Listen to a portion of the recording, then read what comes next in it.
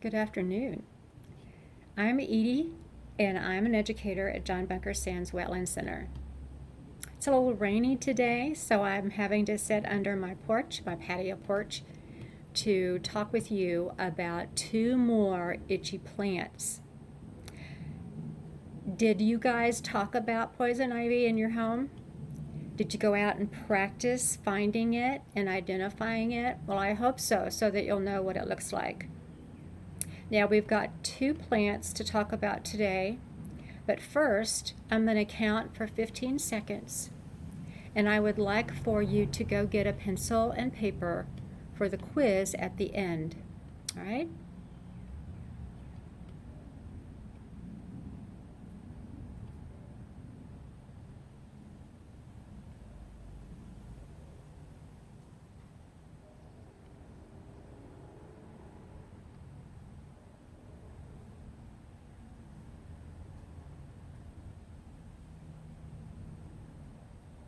All right.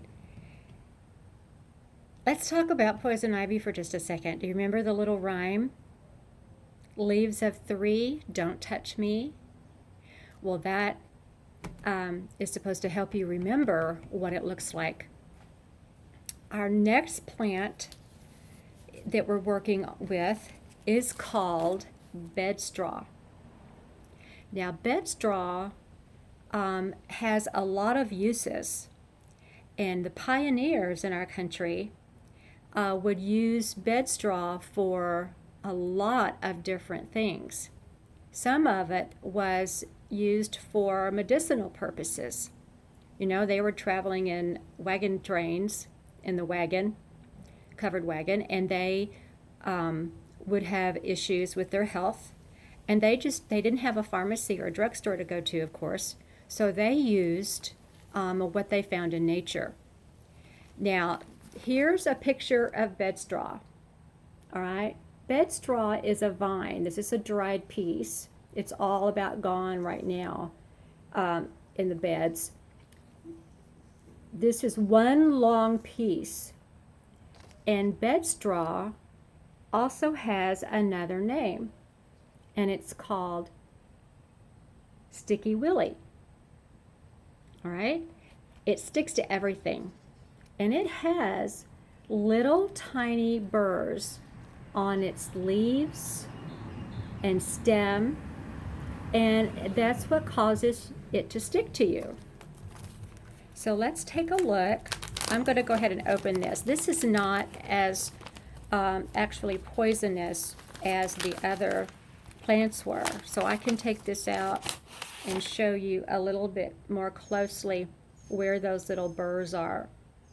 And the burrs are what hold the seed.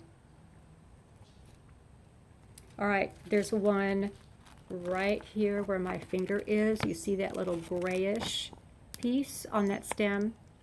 That's a burr. A burr is something that will hold on. It's kind of like Velcro, and it will hold on to you. Okay, now if I handle this right here, if I put my hands on it, it's not going to bother me. But if it's growing in a garden and I'm pulling it, it's going to stick to me. It sticks to my sleeves and my gloves, and you have to be really careful. It can cause a bit of an itchy rash, and sometimes it can kind of bubble up into blisters. That's what happened to me one day when I was cleaning my flower bed, and it got on my arm because I didn't have long sleeves on. So that was my fault for doing that. And I used some of the methods that I told you about for getting rid of the itchiness, and we'll talk about that later. And the next day it was gone. So I didn't scratch, and it took care, the medicines that I put on it took care of it. Now, bedstraw has an interesting part in American history. When the pioneers were moving out to the west in their covered wagons, a lot of times they left with extra food and extra supplies for their trip west, and sometimes they would have to start letting go and dumping things out of the back of their wagon because the horses would have a hard time pulling with all of that weight, and they didn't have room for everything. So a lot of things that they brought with them from their homes got dumped out of the wagon. Sometimes the beds. So when they got to their destination, they would have to make a mattress. And they used, guess what? That's right, bed straw. When this bed straw dries out, it's very stiff, but it stays kind of fluffy.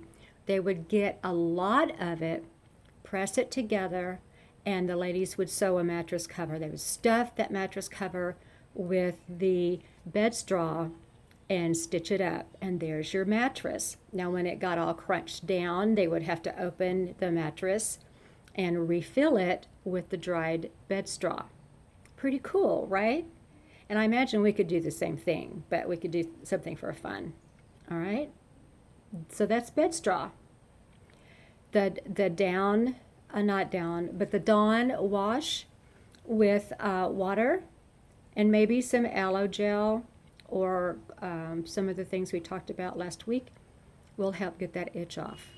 All right? All right, let's talk about our next one. Our next one is one of the most painful plants that you can get a hold of out and about. It's common all over the United States. There are several species. The one that we're talking about today is common to Texas, and it's all over the place. Now, I didn't want to risk picking up any, not even clipping with my gloves. I didn't trust myself with it. So, this is what I did. All right? I made pictures. I made posters of our plant that we're talking about this time. Let me show you the first plant. This is called stinging nettle. Remember poison ivy? Well, this is stinging nettle. And it's called stinging nettle for a reason. It causes severe pain and stinging. It's amazing that these plants contain all of this. Now let me show you. This is just a hand drawing of what it looks like. You can see that it has a rough edge on the leaves. They're highly pointed at the end. There's a straight, tall stem, and it has little seed pods. It has a bit of flowers up here for them to spread. All right, and they do spread.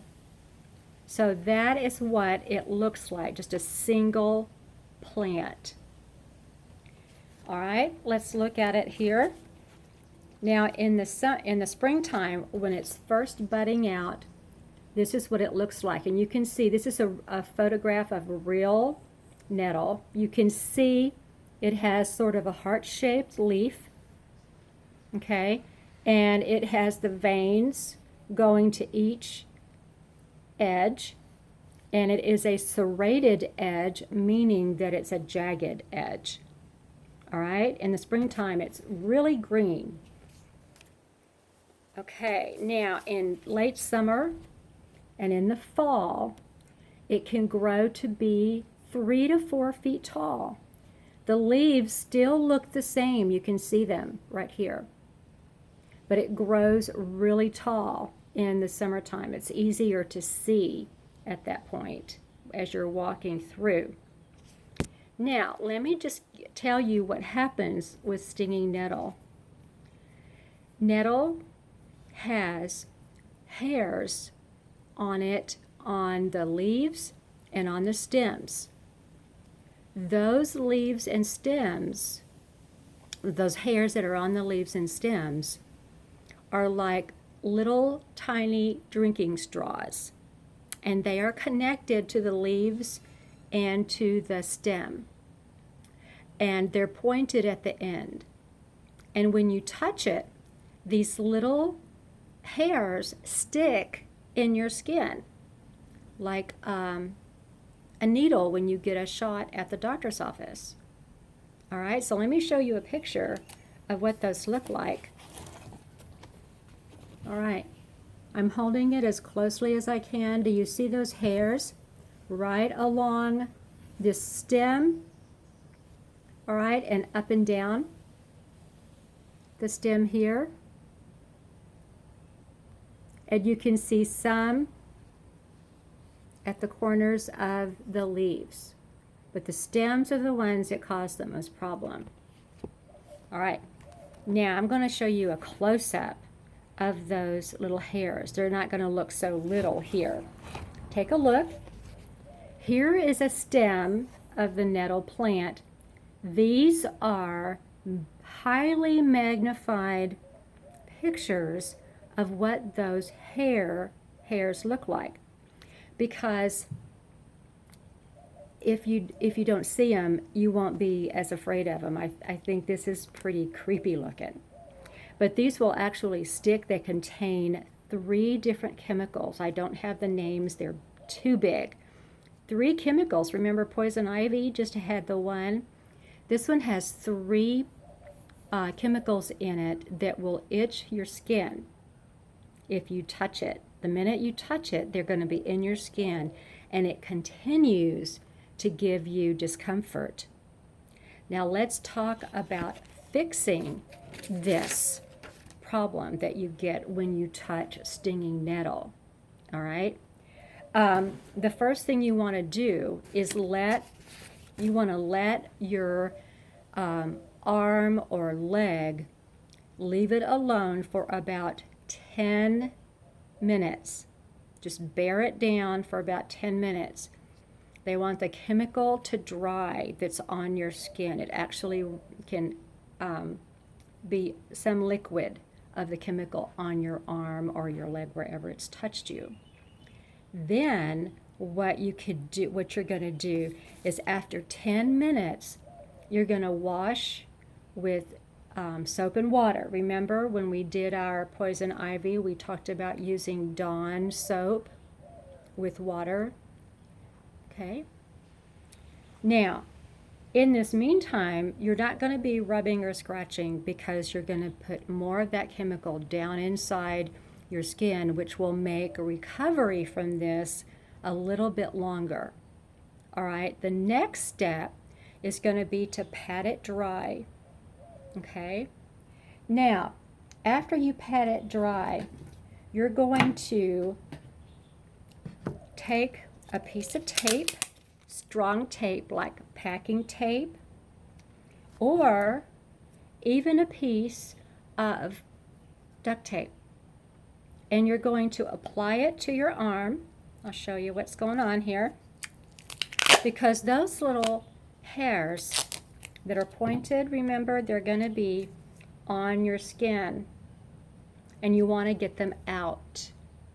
So you put the tape on your arm or wherever you have the nettles and pull it off. Now that wasn't very stuck. I just barely put it on there. It doesn't hurt to pull it off. In fact, it feels better because you're getting those out of your skin. All right. Then after that, what you can do is put a cold compress or an ice bag on any of these places, and that will help with the stinging and the pain if you're still continuing to have that. Now, one thing that's recommended for stopping nettles from hurting is to mix a little bit, teaspoon or 2, with water. This is baking soda, and it's just a good thing to have in your home. Most people have it. It's a white powder. Mix it with a little bit of water, and it makes a paste, kind of the consistency of toothpaste. And you can rub that on that spot and leave it, and it helps draw out and soothe the chemicals that are hurting your arm. Don't scratch. That's the biggie, all right? Don't scratch at all. All right, are there any questions before we take our quiz? Okay, here's question number 1. How many chemicals are in the nettle plant that cause itching? Is it 1 chemical, 3 chemicals, or 6 chemicals? Yes, that's right. It's 3 chemicals, 3 different ones. And they all individually cause itching, so you can imagine with it all together, all 3. All right, this is a true or false question. Nettles don't have hairs on their leaves. Nettles don't have hairs on their leaves. That's right, that's false. They do have a few hairs along the edges of the leaves. All right. Number 3, where are the itchy chemicals? Where are they in the plant? Remember in poison ivy, the urusol was in all, a root, stem, and leaf. Where is the poison in the nettles plant? That's right, the stem and the leaf. Remember I showed you the pictures. All right. Number 4, is it okay to scratch or rub where the nettle touched you? Is that yes or no? Well, I think this is kind of a silly question. The answer is no. You don't want to touch it at all. All right. Now, if you're a grown-up, you can handle this. If you're a young one, then they may need some help as you help them with this. It's going to be a little painful. All right. Last question. Do you need to wear closed shoes and long pants if you're exploring an area where nettles are growing? In other words, do you need to dress for being around nettles the way you did for poison ivy? What do you think? Yes, you're right. The answer is yes. Always, always wear your closed shoes and long pants. And remember, don't touch any plant that you cannot identify. All right? Enjoy being out on the trail and have a good one.